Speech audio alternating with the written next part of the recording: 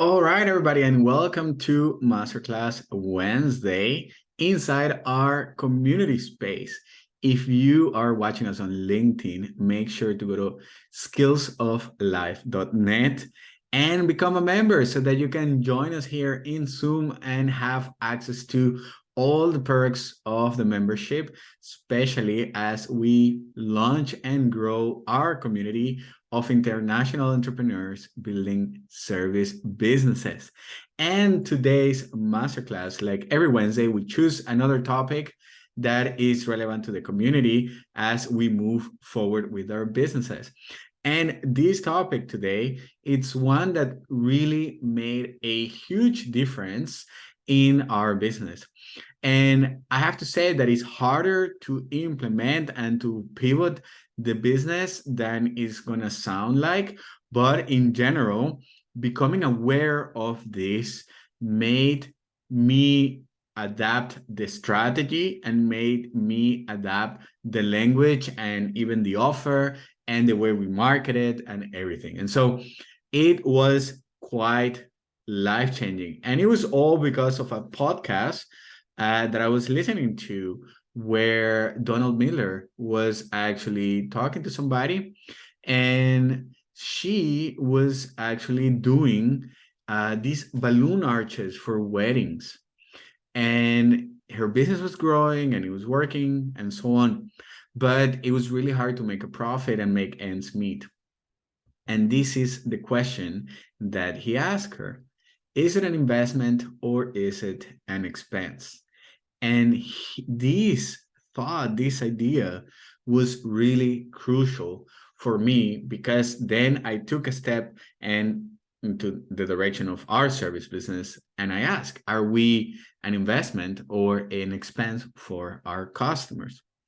And what it says is that there are different type of customers out there that are going to see your service as an expense, something they need to do. And let's take, for example, the case of a wedding. And when the couple gets married, they're super excited and they want to celebrate and they want to have a good time with all their friends, right? They're thinking on the big picture, they're thinking of their life ahead. And so when it comes to putting together the wedding, now things are a bit different because now they need to start buying the things that are going to put that wedding together. And things like the photographer, things like the video, things like the table decorations, things they now look by looking at them independently, they start to become expenses. And so what we need to look is who are there, who is out there, or how do we shift our services so that we're no longer an expense, we're actually an investment. And for that, what Donald Miller recommended was go after businesses because businesses are going to have problems or they're going to have situations where it makes sense for them to solve it because by solving them, they're investing in their business because they're going to grow. And so not everything that we buy is exactly an investment. Many times things are going to be an expense. And so we tend to play around with the terms and the terminology in terms of many people think that buying a house, it's an investment, or buying a car, it's an investment. And what it has to do is actually with the results that making that expense generate for you. If that's something that makes your life more efficient, that makes money for you, that gives you access to new opportunities, that allow you to grow further, that helps you grow your network so that then you can make better deals or have better quality customers. In the end, if they allow you to make more money or improve your life, which allows you to make more money, then it is normally considered an investment. And this is the key point here.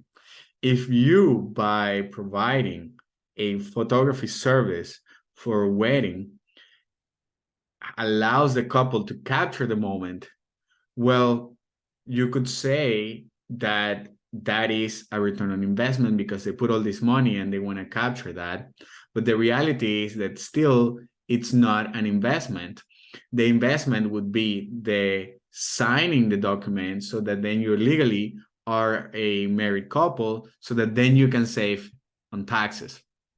And capturing the moment through the photography service has nothing to do with them being at the court and signing that document.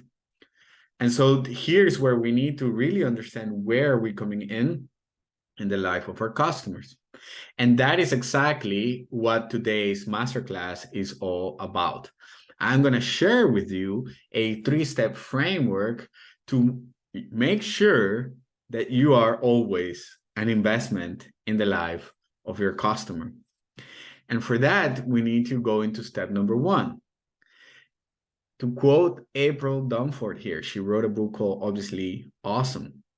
And it is, we need to identify the people that are actually going to value our core strengths the most. There is an old story of this kid that found a gold watch. And he goes to his dad and said, look, Dad, look what I found. It was in the backyard. Look what I got here. It's a gold watch.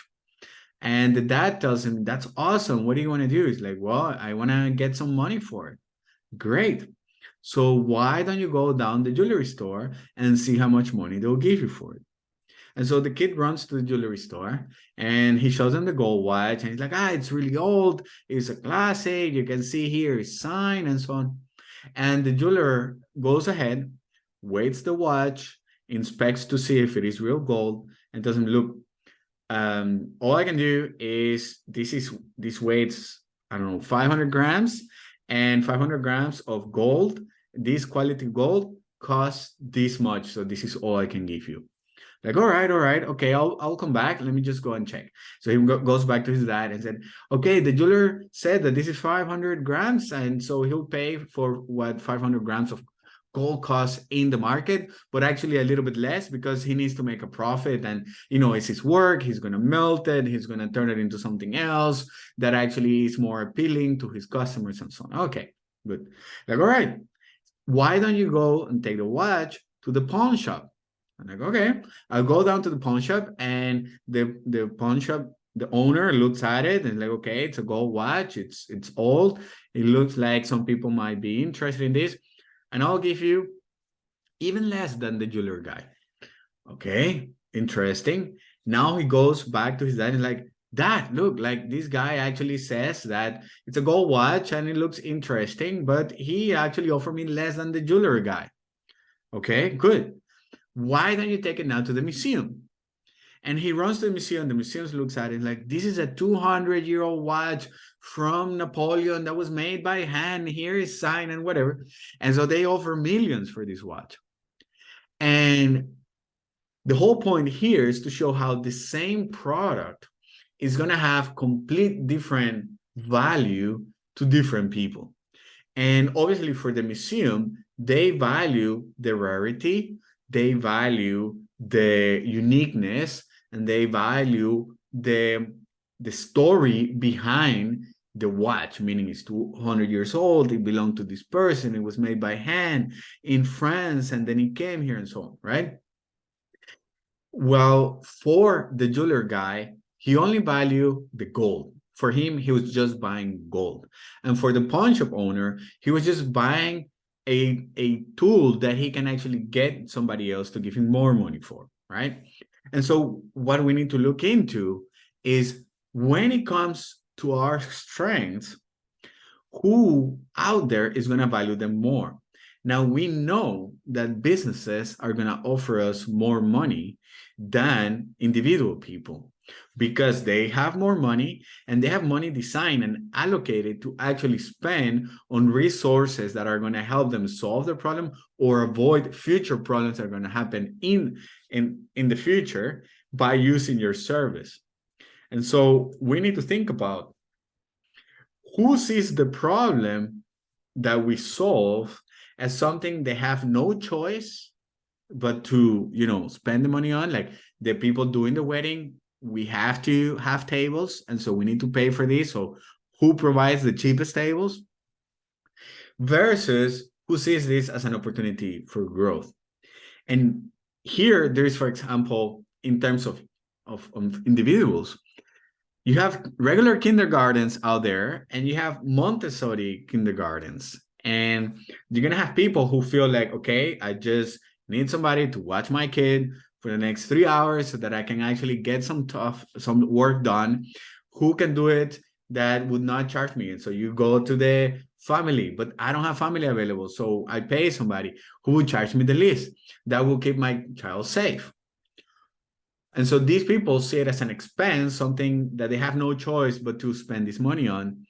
But then you have another group of parents that would see it as an investment and as an opportunity for growth in terms of, okay, where can I take my kid that will actually teach them skills and have more processes and will be actually a return on investment on their time and me in that money that I'm going to spend. And so they see Montessori kindergartens, we actually are not called kindergartens, but they see that as an expense, and therefore they're willing to pay 2, 3 times, 4 times the price. Now, obviously, not everybody's going to be able to afford that. And so there's going to be a selected group of people that are going to have the money, that are going to see it as an investment and are going to value it.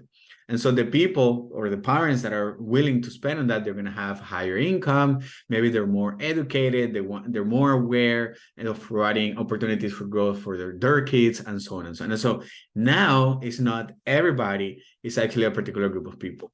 And if we are able to shift our services to target businesses, now they even have deeper budgets and they have allocated money for these situations.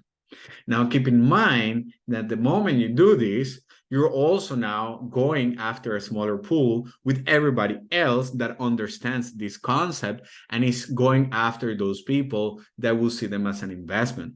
And so keep that in mind, that the pool will be smaller, but these are people who are shoppers and understand the value. And so identify what your core strengths are that make you unique, and then go out there and try to find those people. For example, in my case, I am selling to services. I have an expertise in storytelling. And because of my international background of starting a service business in a company that is not where I'm from, then those 3 things are my core strengths. And so other people who are starting a service businesses in a place where it's not where they're from are going to really resonate and value this. And that's why I target people who are just like me, who are starting businesses and they're earlier in their journey, so that then I can share my experiences and guide them through the process of building a six-figure business. And so think about it. Think about who would that be in your case. Not necessarily is going to be somebody. If you're building a graphic design business, it's not going to be somebody who's building a graphic design business. It's going to be another business that will value you. And I want to go to point 2 because actually, no, I have it here. Make sure to watch the previous Positioning Yourself masterclass, because I go a little bit deeper on how you can position yourself as an expert within your market, because obviously you're not teaching other people how to do graphic design. You're helping businesses solve their graphic design needs, and so that you can position yourself in their eyes.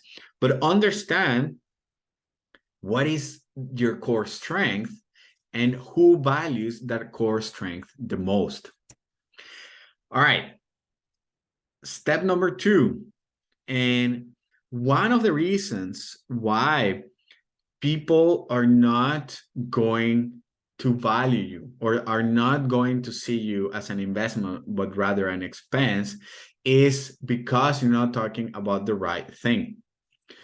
When vacation destinations are positioning themselves and they're talking about what they do, the way they talk about their product, or when luxury items are presenting themselves and luxury experience and luxury materials are presenting themselves, the way they talk about it It's actually not by focusing on the features and the benefits, it's by focusing on the outcome. And this is why you hear many people talk about, oh, I need to buy an iPhone, it's an investment. Oh, I need to buy this Louis Vuitton, it's an investment. Why? Because it's going to make me a better person, it's going to give me access to these other people. Suddenly these products go from an expense to actually an investment, which is not, technically it's not true. What would make it an investment is if this allows you to make more money out of buying this product.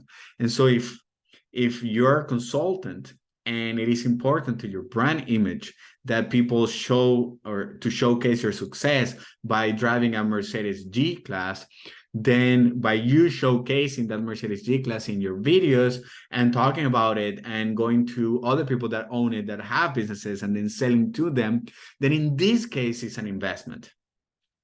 Otherwise, it isn't. But the reason why people believe that these expenses are now investments is because the people that make these products are talking about it, are framing it as if it is an investment because they talk about the outcome. And that is they're selling you a result. Think about how life is going to be after you go to the Maldives. What kind of people you're going to surround yourself, what it says about you when you get to go to the Maldives. The person that owns a Louis Vuitton bag has this kind of lifestyle and lives this kind of everyday life. And so these luxury products, they understand that by talking about the outcome and the results, they position themselves as an investment. And you need to do the same. When you buy my photography service and you showcase, you're able to communicate to your customers the type of brand and service that they're going to get from you. And therefore, they're more willing to buy your products because you provide a feeling of luxury by working with you. And so step number 2 in the process of positioning yourself as an investment is move away from talking about the process and the features and the benefits and talk about the outcome, the results that people get from using you, from buying from you, your service, right? The person that they're going to become by buying your product. And so ask yourself, what is the ultimate goal here? What is your customer trying to achieve? And focus on not what they're doing, focus on why they want it. Why do they want these type of pictures? Why do they connect with it? What is it that it says about them? Talk about the outcome, the results that they have when they buy your product and service. People are out there looking to buy an outcome. When you buy that course on how to get a six-pack, the moment you buy it, you feel as if you already achieved the result, as if you already have a six-pack. The moment you became a member, you feel as if you already did what you needed to do to build that six-figure business. And that is because the way that we communicate our product is by showcasing the outcome and the result. And so the moment we buy it, we feel as if we already achieved it. Obviously, there are going to be different levels of engagement. If you buy a Louis Vuitton bag, you don't belong to that lifestyle yet. It's when you start using it that you're able to get into it. It's when you start applying the stuff that you learn here in the membership that you're able to get to it. But by buying the product, you get there faster. And so communicate in a way that by buying your product, they get the outcome that they're looking for. And here is where you need to commit to deliver that success. And so I have designed a step-by-step framework based on what I did and my experience to grow my business to 6 figures. And that's how I know it works. And by doing that and coaching other people go through it, I know that it works. And so my goal is that by people joining here, you're able to get to 6 figures if you implement this framework. Now, implementation and approach is going to be crucial, and that depends on you. But my goal is that this is how I grew it. This is what you can do. Good. And finally, step number 3. After they invest in you, after they buy from you and they buy that investment in their eyes, make sure that you don't become an expense. You can very, very easily go from being an investment to becoming an expense very fast. And that is the following. So ask yourself, when somebody buys from you, am I providing an experience that delights my customers? Am I fast to deliver the service that they wanted, or am I taking forever? Do they need to follow up? Do I need to, they need to chase me and then I go missing in action? And are they delighted with my experience? Am I still providing value? When people buy from you, they are investing in growing further. Are you providing the experience that tells them that they made the right choice, and actually makes it in a way that they're delighted and reinforce consistently that this is the thing for them, right? Am I complicated to work with? Do we have clashes? Am I making my customer decide and think about it when I'm the expert and I'm supposed to give them the framework that they need because I already tested it and that's what they bought? They bought the results. So they don't want to make a decision. Should I go with black or red? They want you to tell them red is the one you need because X, Y, and Z, and this is why you need it. And they'll be like, yeah, you're the expert. I hire you because you can provide the results. I don't care if it is white, red, or green. If you say it's red, that's what I want. Don't make me choose between white, red, or green. And so this is really, really important here as you start building that relationship with your customers, that you're able to filter out all the decision-making process and all the learning and tell them, this is what it works, this is what you need, I am the expert, that's why you pay me. Otherwise, they can go on this journey by themselves, they can watch all the YouTube videos, they can go through all the learning that you have, but they're buying from you to skip all that time so that they can get the result faster, they can get the system faster, they can get the process faster, and therefore start getting the results that you promised them. Now, one thing to keep in mind here is, especially when you're a recurring business or a subscription, eventually, if you don't upgrade and you don't add value and you don't provide more in that relationship, people will start wondering if they really need you. It's the same thing as every now and then you check your subscriptions to see which ones you can delete. And it's because you're trying to evaluate which ones are no longer providing you value. Every now and then you look into your phone provider and see, can I get the same thing for less money? Every now and then you look into Spotify. Can I eliminate this? Am I really using it? Every now and then you look into your Apple subscription, your Netflix, and so on and so on. It's the same thing with this membership. Every now and then, if I'm not continuously adding value to your life, helping you move forward and helping you grow your business, connecting and bringing new insights into how you can grow faster, but simply they're just the same courses there and it's a community and it's up to you to connect with others and make value out of it, you'll start feeling like, okay, I'm not getting the same value. These are the same courses. Here is the same thing. Nothing is improving. Okay, do I really need this? And so it is the same thing for you. And so let's have a quick recap. Start by targeting customers that value your strengths the most.